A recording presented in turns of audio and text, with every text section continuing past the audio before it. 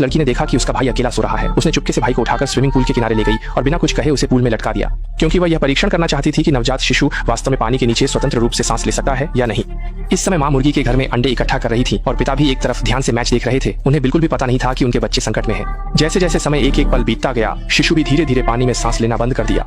कहना पड़ेगा, ये दोनों बच्चे सच में बहुत नासमझ हैं। जब दोनों बच्चे शिशु के साथ खेल रहे थे, अंडे इकट्ठा करने वाली माँ ने अचानक कुछ गलत महसूस किया, क्योंकि उसने देखा कि पूल के किनारे भाई बहन के हाथ में एक छोटा पैर था। इस पल ने माँ को इतना डरा दिया कि वह तुरंत दौड़कर गई और शिशु को उनके हाथ से छीन लिया। अच्छा हुआ कि माँ ने उसकी पीठ थपथपाई, जिससे बच्चा सही सलामत जोर जोर से रोने लगा। ये देखकर बहन कुछ समझाना चाहती थी, लेकिन उसे तुरंत एक थप्पड़ मारा गया। लड़के को भी जोर से थप्पड़ मारा गया। तभी टीवी देख रहे पिता ने शोर सुना, लेकिन वह बिल्कुल नहीं जानते थे कि अभी क्या हुआ था।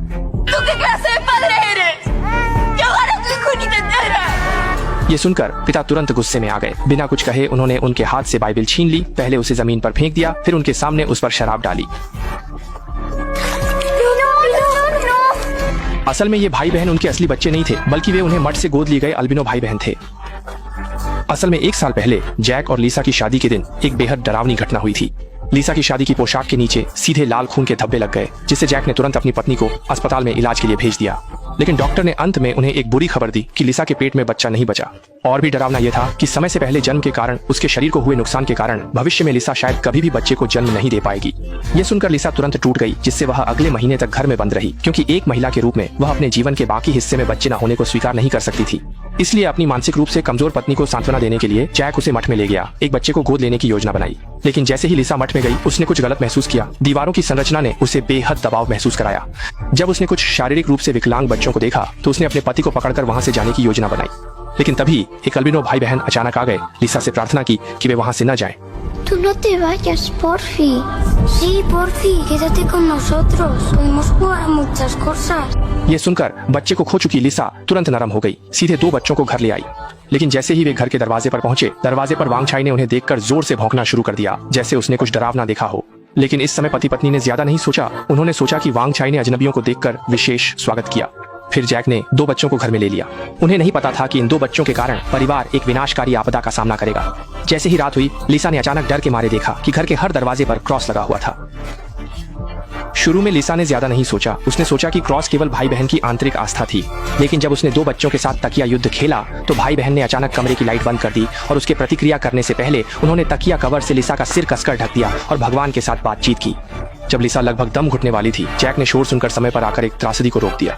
इस घटना के कारण जैक ने भाई बहन से माँ से माफी मांगने को कहा, लेकिन जैसे ही वे माँ के कमरे में गए, आमतौर पर शांत वांग छाई ने फिर से भाई बहन पर जोर से भौंकना शुरू कर दिया। इस समय लिसा आगे बढ़कर रोकने की कोशिश कर रही थी, लेकिन उसे सीधे वांग छाई ने काट लिया, जिससे पति पत्नी ने तुरंत रेबीज का टीका लगवाया। उन्हें नहीं पता था कि इस समय भाई बहन ने वांग छाई को मारने का इरादा कर लिया था।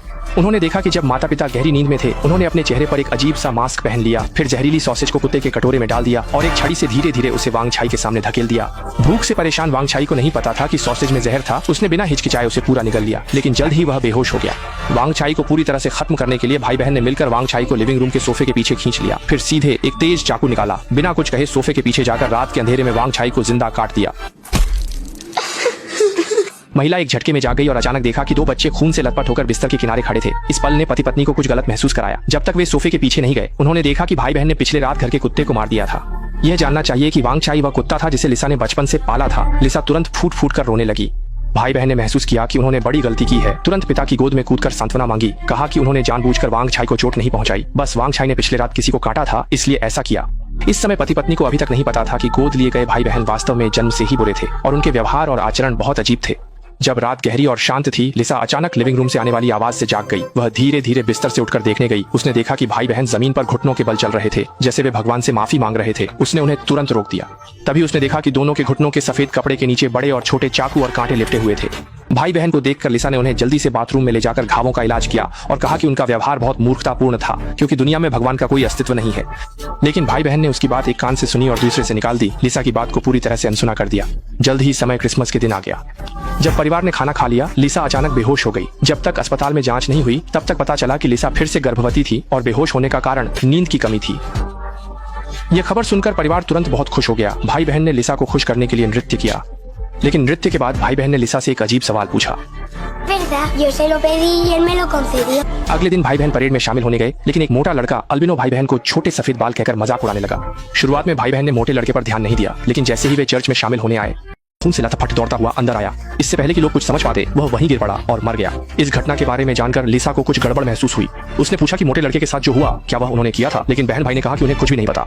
फिर भी लिसा के मन में शक बना रहा। संदेह के साथ वह मठ में गई और वहाँ के प्रमुख को उन दोनों बच्चों को गोद लेने के बाद हुई सभी घटनाओं के बारे में बताया। लेकिन प्रमुख ने कहा कि दोनों बच्चे मठ में बहुत अच्छे थे और वे कुत्ते को मारने या किसी को नुकसान पहुंचाने जैसी बातें नहीं कर सकते। लिसा की कल्पना से परे इस बार जब वह मठ में आई तो उसे कड़ी फटकार मिली, लेकिन लिसा अब भी अपने मन के संदेह पर कायम रही। रात के समय वह चुपके से बहन भाई के कमरे में गई और उनकी अक्सर पढ़ी जाने वाली बाइबल चुरा ली। लेकिन उसने अनजाने में दो अजीब चित्र देखे, एक वह जिसमें वे कुत्ते को चोट पहुंचाते हैं और दूसरा जिसमें मोटा लड़का घायल है। ये देखकर लिसा की रीढ़ में ठंडक दौड़ गई। जब उसने महसूस किया कि बच्चे किताब के आधार पर भयानक काम कर रहे हैं तो उसने किताब को अलमारी में बंद कर दिया और कहा कि वे 18 साल की उम्र तक इसे नहीं खोल सकते, नहीं तो उन्हें मठ में वापस भेज दिया जाएगा। हालांकि बहन भाई ने बाहर से सहमति जताई, लेकिन उस दिन से लिसा ने कभी अच्छी नींद नहीं ली और उसके बाल गिरने लगे। आखिरकार उसने अपने बाल सीधे छोटे कर लिए। इस वजह से उसके पति को लगा कि उसकी मानसिक स्थिति ठीक नहीं है। चूंकि आज रात उसे बाहर काम पर जाना था, उसने बहन भाई को गर्भवती मां का ख्याल रखने के लिए कहा, लेकिन अनजाने में यही बात लिसा के लिए बड़ी मुसीबत बन गई। अगले दिन सुबह होते ही लिसा ने अचानक डर के मारे देखा कि उसके हाथ बहन भाई की जोड़ी ने बांध दिए थे, लेकिन उसे बांधने वाले वही बच्चे थे जिन्हें उसने गोद लिया था। लिसा ने उन्हें तुरंत खोलने के लिए कहा, लेकिन उन्होंने उसकी बात नहीं मानी और उसके पैर की कृत्रिम अंग को हटा दिया। ठीक उसी समय जब लिसा डर के मारे हक्का बक्का थी, बड़ी बहन अचानक एक मिलावट वाला दूध का गिलास लेकर आई और लिसा को उसे पीने के लिए मजबूर करने लगी। ये देखते ही लिसा बिल्कुल भी पीने की हिम्मत नहीं जुटा पाई। कोई रास्ता न बचा, बहन ने भाई से एक सिरिंज लाने के लिए कहा। वे लिसा के पेट में बच्चे को दूध का स्वाद चखाना चाहते थे। जब उसने देखा कि बहन भाई पेट में पल रहे बच्चे को नुकसान पहुंचाने का इरादा रखते हैं, बड़ी मुश्किल से गर्भवती हुई लिसा तुरंत गुस्से से भर उठी। सीधे ही उसने अपने हाथों की रस्सी तोड़ दी, फिर एक पैर पर तेजी से रसोई में दौड़ी, एक सब्जी काटने वाला चाकू उठाया और उसी से उन्हें डराया। सोचा भी नहीं था कि इसी वक्त बाहर गए हुए पति अचानक घर लौट आए। इसी दौरान जब पति को कुछ समझ नहीं आ रहा था, लिसा डर के कारण अचानक उसका पानी टूट गया। अच्छी बात यह रही कि जैक ने समय पर लिसा को अस्पताल पहुंचाया और वे आसानी से नवजात शिशु का जन्म ले पाए। तब जाकर लिसा ने राहत की सांस ली। लेकिन बहन भाई ने सोचा कि बच्चे ने माता पिता का प्यार छीन लिया है और उन्होंने बच्चे को चुपके से पुल में उल्टा लटका दिया। सौभाग्य से मां ने समय पर यह देखा और अपने बच्चे की जान बचाई, और इसी वजह से पति पत्नी दोनों ने मान लिया कि ये दोनों बच्चे मुसीबत हैं और बिना किसी हिचकिचाहट के उन्हें उसी मठ में वापस भेज दिया जहां से उन्हें गोद लिया था। उन्होंने सोचा था कि अब वे सुरक्षित हैं, लेकिन रात में घर की बिजली की तारों में अचानक सिग्नल नहीं था। पति तुरंत छत पर एंटीना ठीक करने गया। अगले ही पल आसमान में अचानक जोरदार बिजली चमक गई। लिसा ने कुछ गड़बड़ महसूस की और बाहर भागी, लेकिन उसने देखा कि उसके पति में आग लग गई है। डर के मारे लिसा जल्दी से घर के अंदर कुछ ढूंढने गई आग बुझाने के लिए, लेकिन अगले ही पल उसका पति एक आग के गोले में बदल गया और वहीं घर में आग लगा दी।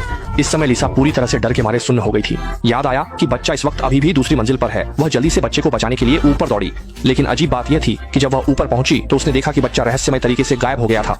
इसी दौरान जब वह पूरी तरह टूट गई थी, लिसा ने अपनी सारी उम्मीदें भगवान पर टिका दी। उसने सीधे तकिए से अपना सिर कसकर ढक लिया और अपने बच्चे को वापस पाने की दुआ मांगी।